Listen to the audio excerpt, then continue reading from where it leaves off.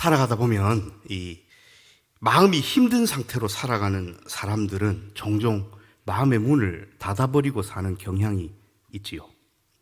그래서 여간해서는 속에 있는 이야기를 잘 하지 않습니다. 그래서 이런 분들을 상담하고 또 조언을 해드리려고 카운셀링 하는 분들은 무슨 내용인지 듣기도 전에 먼저 이 꽁꽁 닫은 마음의 문을 여는 작업부터 해야 되기에 어려움이 있습니다. 그래서 먼저 마음의 문을 여는 것이 우선이지요. 그래야만 그 다음 단계로 나아갈 수가 있습니다. 무언가가 두렵고 무섭고 평안과 평강이 없는, 그래서 마음의 문을 꽁꽁 닫은 사람들은 그대로 두면 안 됩니다. 누군가의 도움이 필요합니다. 그런데 만일 이런 닫혀있는 마음의 문을 여는 작업 없이, 그런 어려운 과정 없이 그들의 마음을 어루만져지고 또 공감하며 평안과 평강을 나눌 수만 있다면 아마도 그런 작업들이 가능해지면 더불어 살아가는 공동체의 삶이 훨씬 건강해질 수 있습니다. 특별히 기독교 공동체는 서로의 아픔을 나눌 수 있고 서로의 기쁨을 공유할 수 있을 때 건강한 공동체가 됩니다. 아픔을 나누었는데 위로가 아닌 상처가 내게 돌아오고, 기쁨을 나누었는데 축하가 아니라 뒷말무성한 시기와 질투가 되어 돌아온다면 그것은 건강한 공동체가 아니지요. 그런 공동체 안에는 평강은 없습니다. 그래서 건강한 교회는 서로가 서로를 살피며 서로에 대한 성령의 열매를 맺어가는 교회가 건강한 교회입니다. 우리 예수님 부활하셔서 제자들에게 나타나신 다음 이런 교회, 건강한 교회를 세우기를 원하셨습니다. 오늘 우리가 읽은 요한복음 20장 19절로 23절까지 말씀이 이날 곧 안식 후 첫날 저녁 때라고 시기를 분명히 알려주십니다. 우리가 읽은 것은 요한복음이죠. 그래서 복음서를 잘 믹싱하여 전후 관계를 따져보면 이때는 저녁 때이고요. 엠마오로 가던 두 제자가 예수님을 만나고 자기 집에 예수님을 초청하여 식사를 나눌 때에 예수님께서 떡을 떼어주시고 그제서 눈이 밝아져 예수님인 줄 깨닫고 마음이 뜨거워지지 않더냐 둘이서 의논한 다음 돌아왔던 그 길, 밤임에도 불구하고 다시 예루살렘으로 올라가서 제자들을 예루살렘에서 만나니 이미 사도 베드로도 부활하신 예수님을 만나고 자기들도 길에서 예수님을 만나고 우리가 부활하신 예수님을 만났다라면서 제자들끼리 모여서 부활하신 예수님을 만난 경험들을 나누고 있는 때가 오늘 우리가 읽은 요한복음 20장 19절의 때입니다. 안식 후 첫날 새벽에 예수님께서 부활하셨고요. 여인들이 빈 무덤 사건을 경험했고요. 제자들에게 쫓아가서 우리 예수님 부활하셨다. 어떤 이는 믿고 어떤 이는 믿지 않았고, 우리 지난번 엠마오 이야기하면서 다 나누었던 내용입니다. 그래서 오늘 제자들 공동체가 한 곳에 모여 있는데 이 제자들 중에는 부활하신 예수님을 실제로 지금 만난 엠마오로 가는 두 제자나 사도 베드로와 같은 제자들도 있고, 또 어떤 제자는 실제로 부활하신 예수님을 아직 만나기 전이라서 그것이 과연 맞나? 소문에 의하면 누가 시신을 훔쳐갔다 그러던데 하면서 믿을 수도 없고 안 믿을 수도 없고 하는 애매한 상태 속에서 있는 제자들도 함께 지금 모여 있습니다. 그런데 이 제자들이 너나 할 것 없이 무섭고 두려워합니다. 왜냐하면 예수님을 십자가에 내어주어 죽음에 이르게 했던 유대인 지도자들이 예수님을 따라다니던 제자들인 자기들도 그렇게 잡아서 죽음에 넘겨줄까 무섭고 두려워서 모여있는 그곳 집의 문을 닫습니다. 굳게 닫고 잠깁니다. 그런데요, 이렇게 굳게 닫힌 문을 아랑곳하지 않으시고 우리 예수님께서 뚫고 들어오십니다. 그리고 제자들 앞에 서십니다. 유대인 지도자들이 자기들을 해하려는 것을 막으려는 목적으로 문을 닫았지만 그 문 잠김과 닫음이 예수님께서 제자들을 찾아오시고 그들과 대화하시고 부활하신 예수님께서 그 제자들에게 자신을 드러내시려는 예수 그리스도의 의지를 그 굳게 닫힌 문이 막을 수 없었습니다. 여러분 오늘 이것을 꼭 기억하셔야 됩니다. 그리고 예수님은 제자들에게 나타나셔서 그들 가운데서 이렇게 인사하십니다. 너희에게 평강이 있을지어다. 그러고서는 지금 먼저는 오늘 이야기를 조금 요약해 보는 겁니다. 뒤에 좀 더 세밀하게 나아갈 겁니다. 그러고서는 평강이 있을지어다 인사하시고 나서는 손과 옆구리를 제자들에게 보여주십니다. 그제서야 제자들은, 특별히 예수님을 실제로 보지 못하고 이제 지금 처음 보는 제자들은, 소문으로만 예수님의 부활을 소식으로만 듣고 있던 제자들은 그제서야 문을 분명히 닫아놨는데, 잠궈놨는데 나타나신 이 존재가 유령이나 이상한 존재가 아니라 손과 옆구리를 보니 3일 전에 십자가에서 죽으신 우리 선생님, 우리 예수님이 맞으시구나. 이제서야 인식하고 깨닫습니다. 예수님을 발견하고 깨닫고 인식하니 마음에 뭐가 생겼다고요? 기뻐했다고 사도 요한은 증언합니다. 이제 그곳에 있는 모든 제자들이 부활하신 예수님을 직접 만나 뵈었습니다.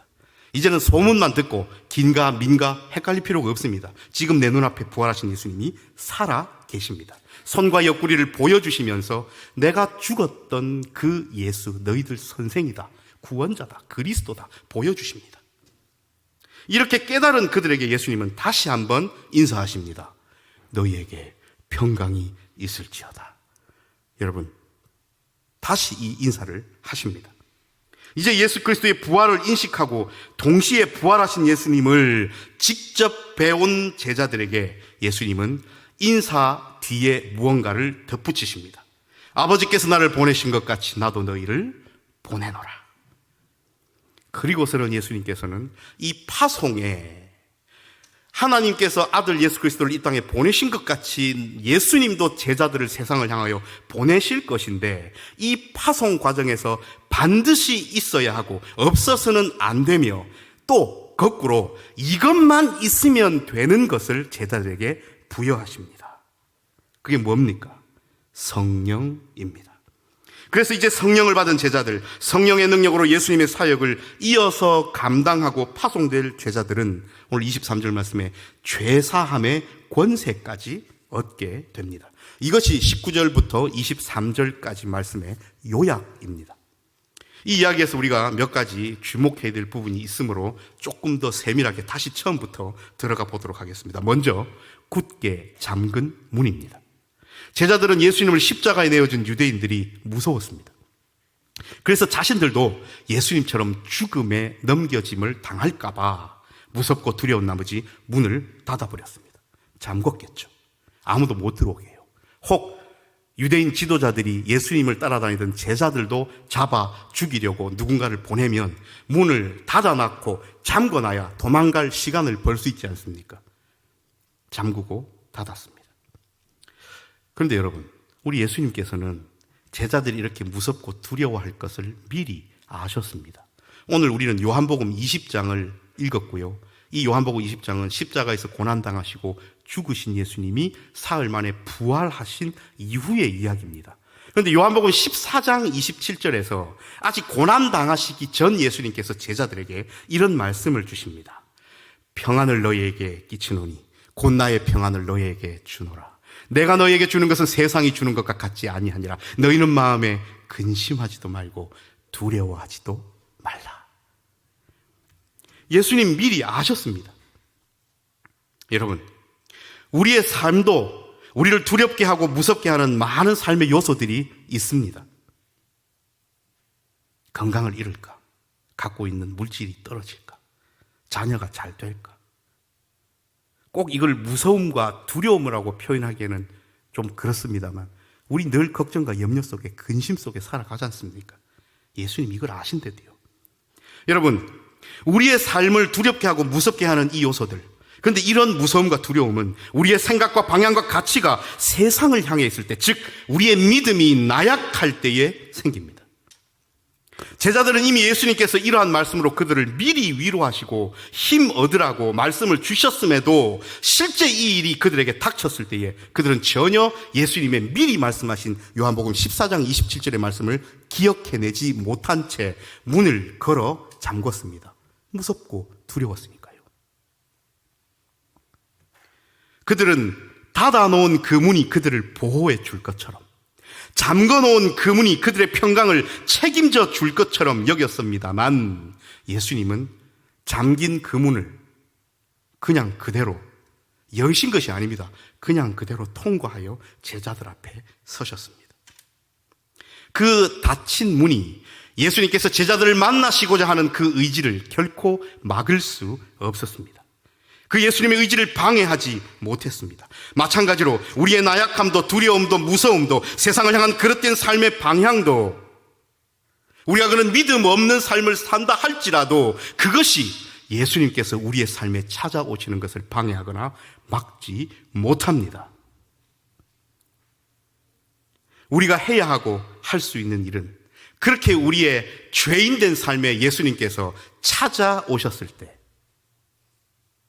우리의 믿음이, 우리의 나약함이, 우리의 두려움과 무서움이 그것을 막고 있다 할지라도 예수님 아랑곳하지 않으시고 그 문을 통과하여 우리의 삶 한가운데로 들어오셨을 때에 우리가 해야 하고 할 수 있는 유일한 것, 무엇이죠?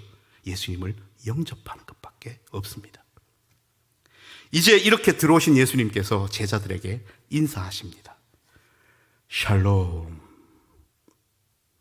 히브리 민족에게, 유대 민족에게 이 샬롬은 가장 일상적인 인사말이었습니다. 영어로는 peace to you, 너희들에게 평화가, 평강이, 혹은 peace be with you, 평강과 평화가 너희와 함께 있기를. 방금 말씀드렸지만 히브리 말로는 샬롬. 이것을 신약 성서가 쓰여진 헬라말 그리스어로 표현하면 여러분들 잘 아시는 에이레네 휘몬 이렇습니다.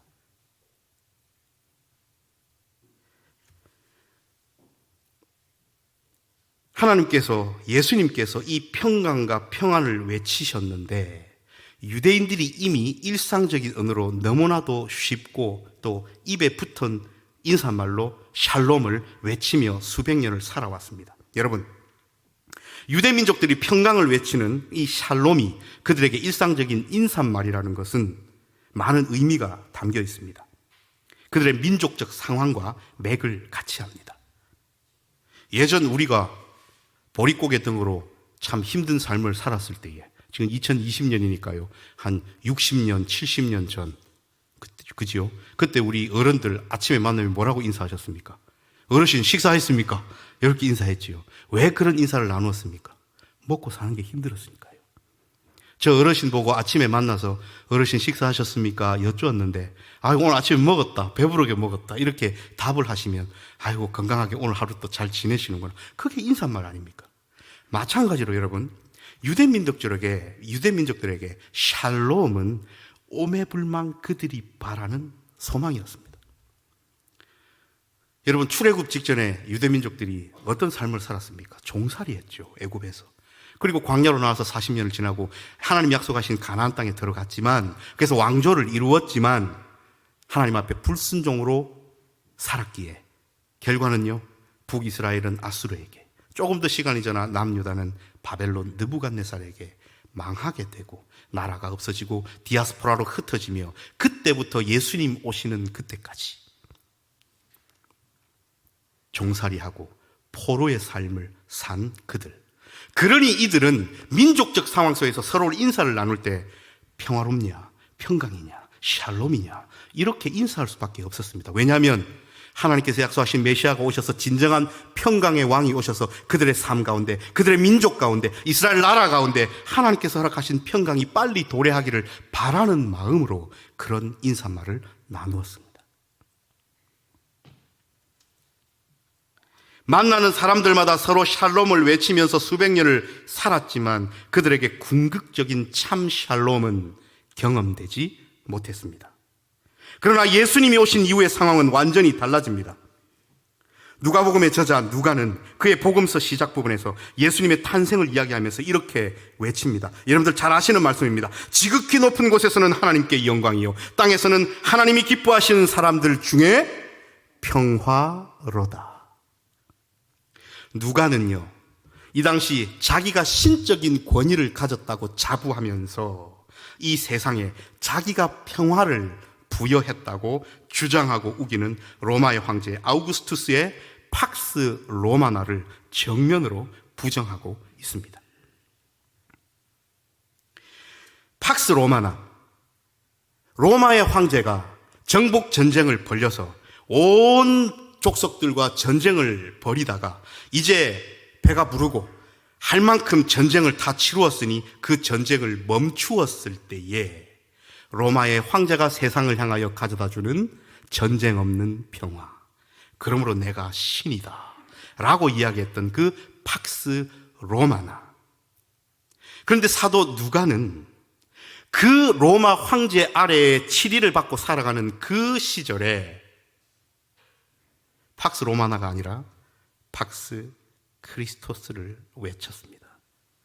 황제 네가 주는 평화가 진정한 평화가 아니라 아기 예수로 탄생하신 우리의 구주 예수 그리스도가 주시는 평화가 참 평화다.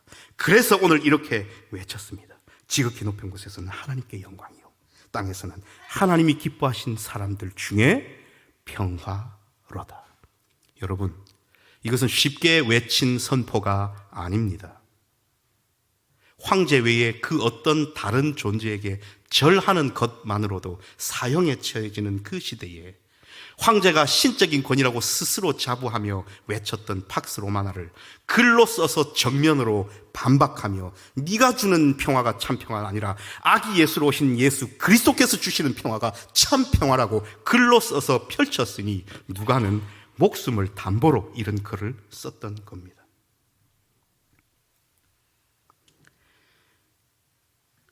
다시 내용으로 돌아와서요, 예수님께서 제자들을 향하여 너희에게 평강이 있을지어다 인사를 하시니 아직 의심의 구름이 다 그치지 않은 제자들은 의아해집니다. 물론 그 중에는 이미 길에서 예수님을 만난 엠마오 두 제자도 있고 또 이미 예수님, 부활하신 예수님을 만난 베드로도 있었지만 다른 제자들은 부활하신 예수님을 처음 봅니다. 아직 이 존재가 누군지 반신반의입니다. 그저 잠긴 문을 뚫고 들어오셨으니 이상한 존재인가? 누구인가? 이렇게 생각하고 있는 이때에 예수님께서 너희에게 평강이 있을지어다, 샬롬, 이렇게 인사를 하시니 이건 뭐지? 이러고 있습니다. 그런데 그때에 예수님께서 아무 말씀 없으시고 손과 옆구리를 그들에게 보여주십니다. 손과 옆구리를 본 의심의 구름이 아직 그치지 않은 제자들은 이제서야 우리 앞에 나타난 이분이 3일 전에 돌아가신 우리 선생님, 우리가 그토록 따라다니던 우리의 그리스도, 예수 그리스도 나사렛 예수임을 인식하고 깨닫게 됩니다.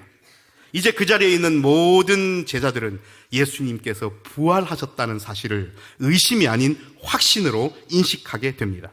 부활하셔서 살아계신 예수님을 눈앞에서 바라봅니다. 그분의 손을 만집니다. 삶에서 부활하신 예수님을 만나는 경험은요, 시간적으로 순간적이거나 짧을 수 있지만 그 영향은 부활하신 예수님을 만난 사람들의 그 나머지 삶에 하나님께서는 끊임없이 영향을 주시며 그들의 삶을 송두리째 바꾸어 버리시는 전환점이 되지요.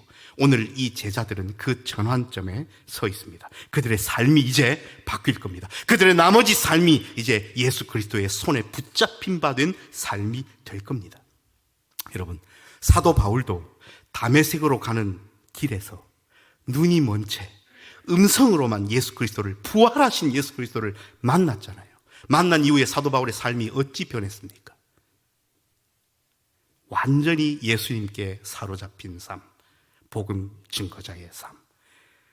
예수님을 다메섹에서 만난 이전의 삶과 이후의 삶은 비교조차 할 수 없을 만큼 전환점이 되는, 바뀌어버린 삶, 우리가 너무나도 잘 알고 있지 않습니까? 오늘 제자들 역시 그러한 경험을 지금 하고 있습니다. 이제서야 제자들은 절망과 낙심, 무서움과 두려움에서 벗어나 예수님을 만난 기쁨으로 기뻐했다고 사도 요한은 증언하고 있습니다. 사랑하는 여러분, 부활하신 예수님을 만나면 우리의 삶에 기쁨이 있습니다. 여러분, 부활하신 예수님을 만나면 우리의 삶에 놀라움이 있습니다. 부활하신 예수님을 만나면 인생의 낙심과 절망과 무서움과 두려움이 사라집니다. 이것이 바로 하나님께서 우리에게 주시는 참 평안이요 샬롬입니다. 이제 제자들은 그들을 찾아오신 분이 바로 자신들의 선생님 나사렛 예수 그리스도이심을 인식했습니다. 들리는 소문으로만 부활의 소식을 들었을 때는 긴가민가 했지만 이제 제자들은 그 의심의 구름을 다 걷어버리고 살아계신, 내 눈앞에 찾아오신 살아계신 예수님을 바라보고 있습니다. 기쁜 얼굴로 예수님을 바라보고 있습니다. 이제 예수님께서 이렇게 제자들을 바라보시고서는 아하, 이 친구들이 이제서야 내 부활을 다 믿게 되었구나, 이제 다음 단계로 넘어가야지, 이러시면서 다시 인사하십니다.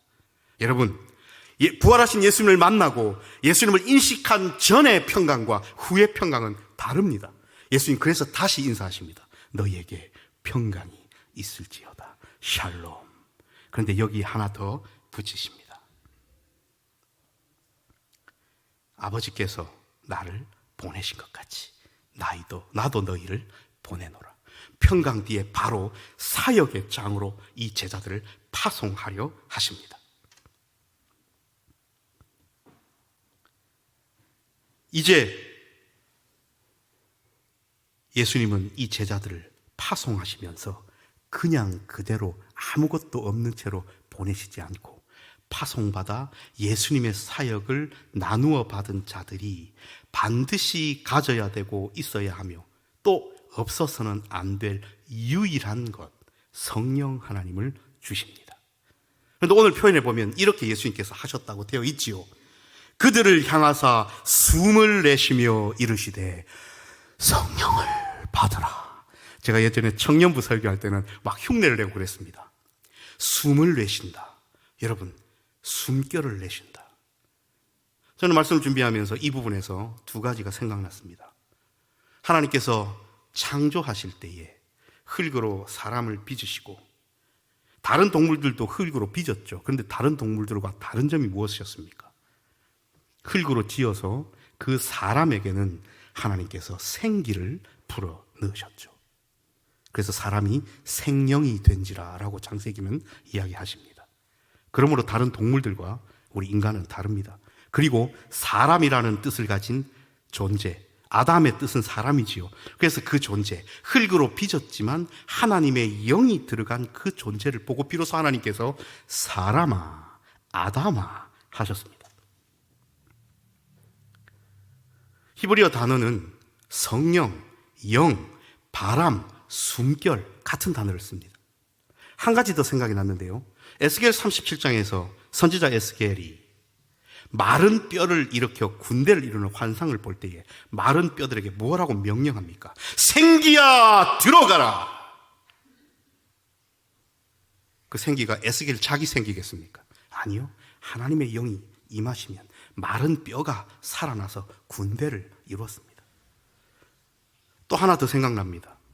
요한복음 3장에서 예수님께서 니고데모를 만나 대화하실 때에 이런 표현이 있죠. 바람이 어디로 와서 어디로 가는지 알지 못하듯 성령으로 난 사람은 이러하다. 하나님의 영은 숨결, 숨쉼, 내쉼, 영, 바람과 일맥상통하는 한 맥락 안에 있습니다. 오늘 우리 예수님께서 성령을 받으라 제자들에게 말씀하시면서 그 숨을 내쉬며 성령을 받으라.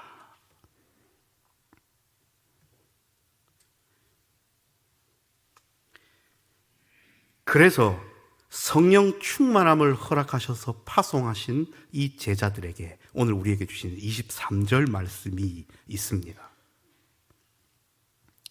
너희가 누구의 죄든지 사하면 사하여질 것이요 누구의 죄든지 그대로 두면 그대로 있으리라 하시니라.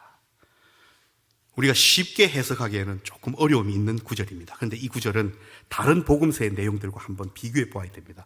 여러분, 마태복음에서 베드로가 예수님께 고백할 때에 주는 그리스도시요 살아계신 하나님의 아들이십니다. 마태복음 16장 16절에서 고백할 때에 예수님 그 다음에 뭐라고 이야기하십니까? 내가 너에게 천국 열쇠를 주노니 매면 매이고 풀면 풀리고. 여러분, 이게 무슨 뜻입니까? 제자들이 누구의 죄든지 사하면 사하여지고 누구의 죄든지 그대로 두면 그대로 있고, 예수님께서 제자들에게 무슨 구원자의 역할을 떼어주신 겁니까? 그래서 이 제자들이 구원자의 역할을 하는 겁니까? 여러분, 아닙니다. 죄를 사하는 것은 세례의 역할입니다. 세례 요한이 무엇을 외쳤습니까? 죄사함을 받게 하는 회개의 세례를 전파했지요. 다시 말씀드리면 이제 성령 하나님을 부여받고 그 성령 하나님의 능력 의지하여 파송받아 복음 들고 예수 그리스도의 사역자로 이 제자들이 나아갈 것인데, 복음 들고 세상으로 나가 예수님의 사역을 이어갈 제자들에게 세례를 베풀 권위와 권세가 부여되었습니다. 예수님을 구주로 영접하는 사람들에게 제자들은 세례를 베풀어야 할 책임도 있고 권위도 있고 권세도 있습니다. 반대로 복음을 전했는데 이 복음을 믿지 않고 거부하고 영접하지 않는 사람들에게 세례를 베풀지 않은 권위와 권세도 부여되었습니다. 그런데 여러분, 우리가요, 제자들에게 부여된 권위와 권세라는 측면을 강조해서 바라보기보다는 이 제자들에게 예수님께서 부여하신 책임이라는 분야에서 한번 바라보면 은혜가 됩니다. 이게 무슨 말씀이냐면요, 여러분 생각해 보십시오. 제자들이 이제 복음을 들고 세상 속으로 나아갑니다. 죄인으로 살아가는 사람들이 너무나 많습니다. 저대로 두면 죽을 텐데, 저대로 두면 구원받지 못하고 죽음으로, 사망으로 점철된 삶을 살 건데, 나에게는 저 죽음을 해소하고 극복할 수 있는 예수 그리스도의 십자가의 복음이, 부활의 복음이 있는데, 이 권위와 권세가 있는데 어떡할까? 전해야죠. 그래서 그 죄인된 사람에게 예수 그리스도의 복음을 전했을 때에 하나님의 은혜로 그 사람이 회심하고 세례로 돌아오면 어떻게 한 겁니까? 죄를 사한 거죠. 그런데 만일 복음을 전했는데 그 사람이 거부합니다. 나는 믿지 않겠어. 그럼 어찌 됩니까? 그대로 두는 거죠. 어찌 하겠습니까? 그러면 그 사람의 죄는 그대로 있게 되는 거죠. 오늘 23절 말씀은 그 말씀입니다. 이게 이렇게 해석된다면 여러분, 예수님께서 파송하시고 성령 충만함 주셔서 죄를 사하는 권세를 주셨다는 것이 비단 이 제자들 뿐이겠습니까? 저와 여러분, 이 자리에 앉아있는 모두에게 오늘 하나님께서는 성령 하나님의 충만함을 주시고 우리로 예수 그리스도의 사역을 이어받아 복음 들고 나아가라는 권세와 권위, 죄사함의 권세와 권위를 우리에게도 허락하신 줄 믿습니다. 그러므로 여러분, 책임감이라는 측면에서 이 구절을 바라본다면 여러분 이렇지요. 오늘 당장 예배드리고 밖에 나가서 예수 믿지 아니하는 우리의 하나님께서 붙여주신 사람들을 바라보았을 때 우리가 그 사람들에게 복음을 증거하고 적극적으로 전달하지 않으면 어찌 됩니까? 그 죄는 그대로 있게 되는 것 아닙니까? 우리가 열심을 다하여 그분에게 복음을 전했는데 성령 하나님께서 은혜 주셔서 그분이 회심하고 대본 공동체로 들어와 예수 그리스도의 십자가 앞에서 믿음의 삶을 시작한다면 어찌 되는 겁니까? 그로 말미암아 그의 죄는 사하여진 거죠.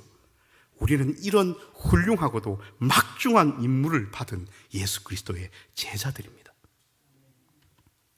사랑하는 여러분, 지금까지의 말씀을 종합해 보면 예수님이 주시는 참 평안을 누리는 사람은 부활하신 예수님을 만난 사람입니다. 예수님이 주시는 참 평안을 누리는 사람은 의심을 걷고 살아계신 예수님의 얼굴을 바라보는 사람입니다. 예수님이 주시는 참 평안을 누리는 사람은 예수님의 그 숨결로 우리에게 오시는 성령 하나님의 충만함을 경험합니다. 예수님이 주시는 참 평안을 누리는 사람은 예수님의 사역을 이어받아 성령 하나님의 능력을 의지하여 복음 증거자로 살아가는 사람입니다. 이런 사람은 더 이상 두려움과 무서움으로 삶의 문을 결코 잠그지 않습니다. 이런 사람은 어떤 이가 그의 삶의 문을 잠근다 할지라도 그 삶의 잠근 문을 뚫고 들어와 그 사람의 삶을 변화시키는 예수님을 막을 수 없음을 아는 사람입니다. 그렇게 우리는 전도해야 됩니다. 우리가 하나님의 말씀을 전하고 전도했을 때에 저 사람은 너무 꽉 막혀서 아무리 전도하고 10년을 전도해도 그 마음을 열지를 않아. 그건 우리 생각입니다.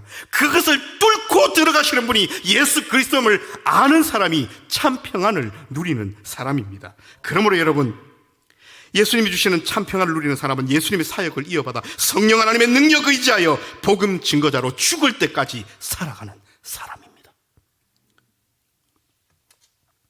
사랑하는 대분께 성도 여러분, 우리는 오늘 부활하신 예수님께서 제자들에게 친히 찾아오신 이유와 목적을 기억해야 합니다. 예수님께서 너희에게 평강이 있을지어다 라고 인사하시면서 제자들에게 평강을, 그 샬롬을 부여하신 이유를 기억해야 합니다. 진정한 평강, 샬롬은 세상을 향한 두려움이나 무서움을 벗어남으로 누리는 것이 아니라 예수님을 만남으로 기뻐하고 주시는 성령 하나님의 능력 아래서 증인의 삶을 살 때야 비로소 누릴 수 있는 것, 그것이 참 평안이기 때문입니다. 예수님이 주시는 그 평강 샬롬은 세상은 알지 못하는 평안이요 평강 샬롬입니다. 여러분, 이 땅에 발붙이고 육적인 삶을 살아가는데 우리가 누리는 평강과 평안은 저 천국에서나 맛볼 법한 그런 하나님의 평강과 평안, 참 샬롬을 우리가 이 땅 가운데서 누리고 살아간다면 여러분, 생각만 해도 가슴이 뜨거워지지 않습니까? 생각만 해도 좋지 않으십니까? 하나님 그것 주시려고 오늘 우리를 이 자리에 불러 모아 주신 겁니다. 그러므로 우리는 비록 육적인 삶 가운데 이 땅 가운데 두 발 붙이고 살아가지만 우리의 삶은 하나님 주시는, 예수 그리스도께서 찾아와서 주시는 그 놀라운 평강과 샬롬 안에서 천국의 삶을 누려야 할 줄로 믿습니다. 사도 바울은 우리가 그리스도의 향기로, 그리스도의 편지로 살 것을 주문했습니다. 우리 인생의 길이 향하는 방향이요, 내 자신만을 향하는, 내 내면만을 향해 가는 그런 삶의 방향이 아니라 예수님의 사역의 연장선상으로 우리의 삶의 방향이 향하고 있다면 우리의 삶은 사도 바울 선생님이 그토록 강조하셨던 그리스도의 향기와 편지로 살아가는 삶입니다. 그때야 비로소 우리는 예수님이 요한복음을 통해서 제자들에게 약속하시고 우리에게 알리신 세상이 알 수도 없는 그 참 평안 샬롬을 그때서야 비로소 경험하게 됩니다. 여러분, 세상이 주는 평안은 일시적입니다. 세상이 주는 평안은 잠정적이고 소모적입니다. 그러나 우리 예수님의 평안은 영원합니다. 우리 예수님 주시는 평안은 굳건합니다. 우리 예수님 주시는 평안은 확실하며 충만합니다. 그래서 이제 우리는 예수님이 주시는 참 평안을 누리는 사람으로서 세상을 향하여 나아가야 합니다. 뭐 들고요? 복음 들고요. 누구와 함께요? 성령 하나님과 함께요. 폐쇄적인 문 잠금에서 벗어나 부활하신 예수님이 주시는 숨결로 성령 하나님의 능력을 의지하여 우리 세상을 향하여 외치십시다. 불의에는 항거하고 거짓이 난무하는 이 세상을 향하여 참 진리를 선포하며 하나님의 영원한 나라를 선포하시고 외치십시다. 말씀을 준비하면서 복음서를 이렇게 계속 살피니 이런 생각이 들었습니다. 예수님께서 2000년 전에 살아가셨던 그 모습을 잘 적어놓은, 제자들이 적어놓은 이 복음서는 늘 우리를 예수님이 사셨던 그곳으로 데려다 주는 것 같았습니다. 여러분, 오늘 우리가 문을 잠근 집안에서 혹여나 절망으로 점철된 삶을 살고 있다면 그런 삶 가운데도 잠긴 우리의 마음의 문을 꽁꽁 닫고 힘들어하고 아파하고 무섭고 두려워하는 그런 삶 가운데도 우리 예수님 아랑곳하지 않으시고 우리의 삶 속으로 들어오심을 오늘 말씀이 증언해 주고 계시지 않습니까? 우리의 상황은 아무 상관이 없습니다. 문을 잠그든 무서워하든 두려워하든 아랑곳하지 않으시고 하나님이 작정하시면, 하나님이 우리에게 평강을 주시고자 결정하시면 하나님의 의지로 우리의 막힌 문을 뚫고 우리의 삶 한가운데로 예수님께서 들어오십니다. 여러분, 오셔서 우리에게 평안을 선포하시고 우리에게 그 귀하신 성령 하나님의 충만함을 허락하심으로 기쁨으로 예수님의 사역자로 우리를 세우고 계심을 우리는 지금 경험하고 있지 않으십니까? 여러분, 이것을 다시 한번 생각해 보십시오. 죄인된 내 삶에, 부족한 내 삶에, 여전히 무섭고 두려워하는 내 삶에 강권적으로 예수님 찾아오셔서 샬롬, 평강이 너에게 있을지어다. 여러분, 생각만 해도 가슴 벅차지 않으십니까? 생각만 해도 감격스럽지 않겠습니까? 여러분, 도대체 무엇으로 이 감격과 기쁨을 형용하며 표현할 수 있겠습니까? 사랑하는 여러분, 부활하신 예수님을 만난 사람들은 모두 그들의 삶 자체가 그 이전의 삶과 그 이후의 삶으로 나뉘면서 바뀌었습니다.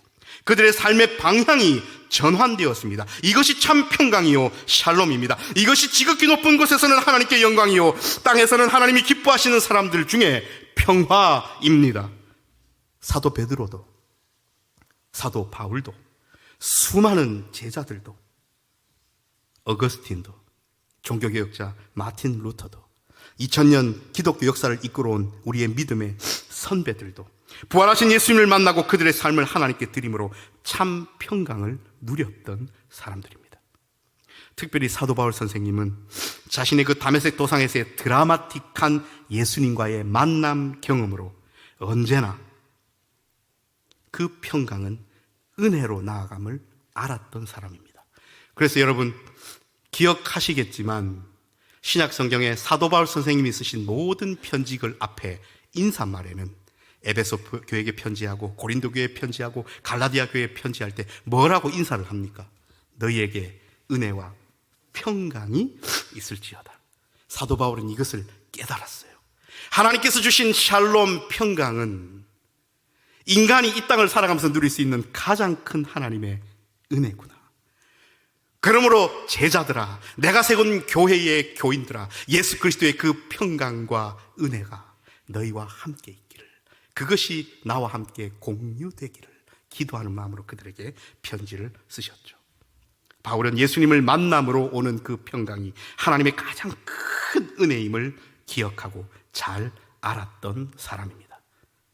사랑하는 여러분, 오늘 여러분은 어떤 평강, 하나님 주시는 샬롬을 누리며 이 일주일을 살아가시겠습니까? 기도하겠습니다.